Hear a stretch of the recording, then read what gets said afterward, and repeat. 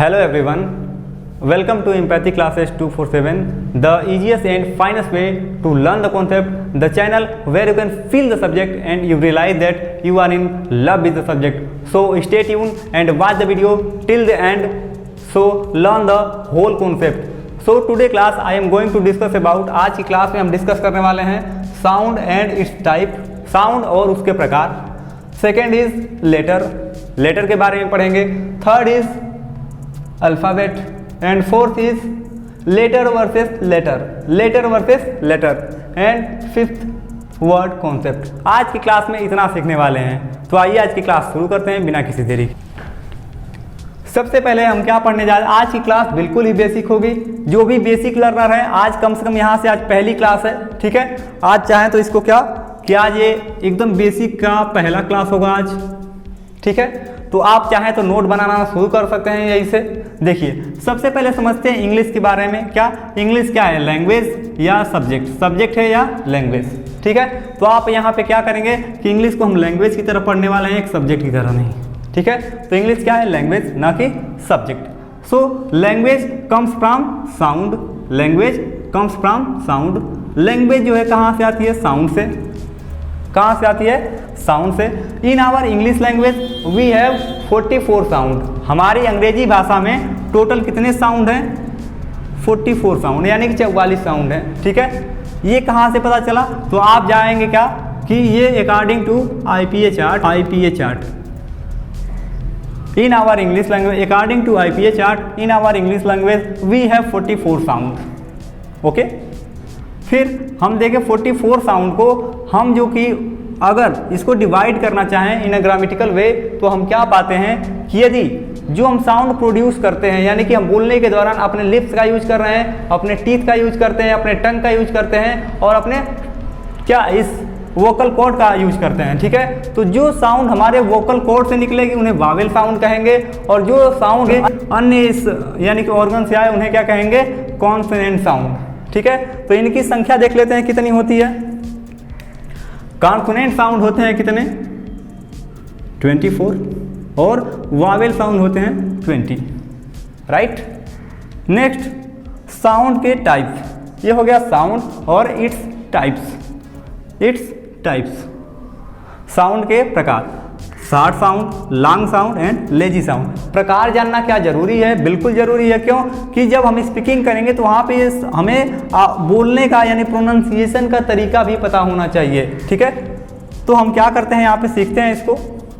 Short sound मतलब क्या कि जब हम उसे संक्षिप्त यानी कि छोटा में शॉर्ट में बोलें, जैसे कि हिट, क्या कहें, हिट, लेकिन हीट लंबा खींचिए उसे, हिट, हीट, ठीक है. फिर सिट, सीट, इसे लंबा खींच के बोलना होता है. तो ये हो गया शॉर्ट साउंड और ये हो गया लॉन्ग साउंड. इसी तरह की तमाम एग्जांपल ले सकते हैं आप, ठीक है. बीच, बीच, ठीक है. फिर इसी तरह से लेजी साउंड को समझा जाए. लेजी साउंड जिसमें हम कम ऊर्जा का इस्तेमाल करें, यानी कि लेजी वे में जिसे बोला जाए, जैसे today, today, egg, egg, lethargic, ठीक है. ऐसे तमाम एग्जाम्पल हैं इनके. तो ये हो गया हमारे साउंड के तीनों प्रकार.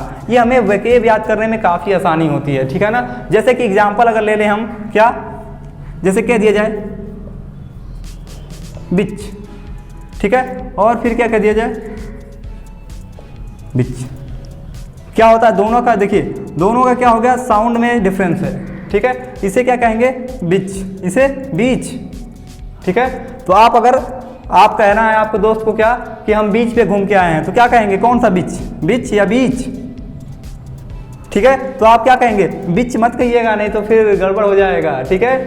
क्या, बीच बताइएगा, बीच खींचो उसको, ठीक है ना, तब जाकर के आपका करेक्ट. नहीं तो बीच पे नहीं घूमते हैं, किस पर, बीच पे घूमते हैं, बीच पे नहीं, बीच पे घूमते हैं. आगे बढ़ते हैं. फिर उसके बाद हम क्या सीखने वाले हैं, उसके बाद आने वाले हैं लेटर पे. लेटर, लेटर क्या होता है, तो आइए हम समझते हैं अब लेटर को. बात करते हैं लेटर के बारे में. सेकेंड टॉपिक क्या है, लेटर. लेटर क्या होते हैं इसके बारे में देखते हैं. तो लेटर क्या होता है, letter written formation of the sound called as a letter, यानी कि साउंड का लिखित रूप ही क्या कहलाता है, लेटर कहलाता है. तो in our English language we have 44 sound and 26 letter, 26 letter. Consonant sound से कॉन्सोनेंट लेटर बनेंगे, वावेल साउंड से वावेल लेटर बनेंगे। तो हमारी अंग्रेजी भाषा में कॉन्सोनेंट लेटर कितने हो गए?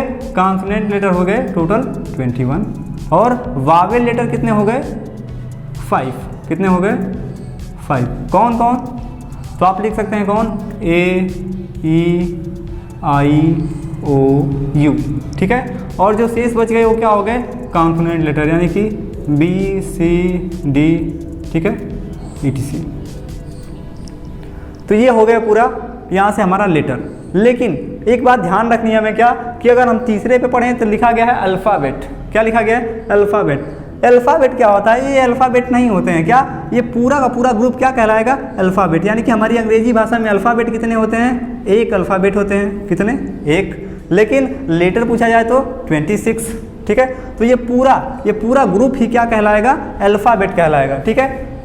तो अब आइए अगले कॉन्सेप्ट पे बढ़ते हैं, लेटर वर्सेस लेटर। अब इसको समझते हैं। हमने क्या देखा कि लेटर कितने हो गए हमारे अंग्रेजी भाषा में? टोटल 26। लेकिन अब बात करते हैं, लेटर मीन्स होता है पत्र भी होता है, राइट। फिर उसके बाद अक्षर, ये 2 मीनिंग देता है। लेकिन ये लेटर का मीनिंग अलग हो गया। एक द फॉर्मर भी होता है, जिसे एडजेक्टिव वाले चैप्टर में पढ़ेंगे। देखिए द लेटर मतलब 2 में से बाद वाला। देखिएगा डिफेंस एग्जाम में क्वेश्चन भी आया था, जैसे आया था क्या मनीष, जैसे कि ऐसे दिया हुआ था question, out of Manish and Rakesh, out of Manish and Rakesh. फिर दिया हुआ था आगे comma, the letter is a teacher, the letter is a teacher. अब इसमें बताना था कि गलती कहाँ पे है। ठीक है। तो बच्चे फ्लो में इसको पढ़ जाते हैं, ठीक है ना। लेकिन ध्यान देना होगा, ये लेटर नहीं होगा यहाँ पे क्या होगा? ये गलत हो जाएगा। ये लेटर ना होकर के क्या आएगा यहाँ पे? ये लेटर। ठीक है। कि दोनों में से बाद वाला क्या है? टीचर है। ठीक है, राइट। फिर बढ़ते हैं। अब अगला कॉन्सेप्ट हो गया हमारा वर्ड फॉर्मेशन। वर्ड यानी कि वर्ड फॉर्मेशन, या तो इसे आप क्या कह सकते हैं? आप वर्ड ट्री, जैसे कि देख रहे हैं आप लोग, ठीक है ना।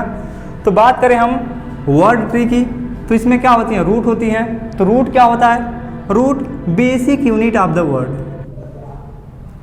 क्या कहें रूट को? Basic unit of word.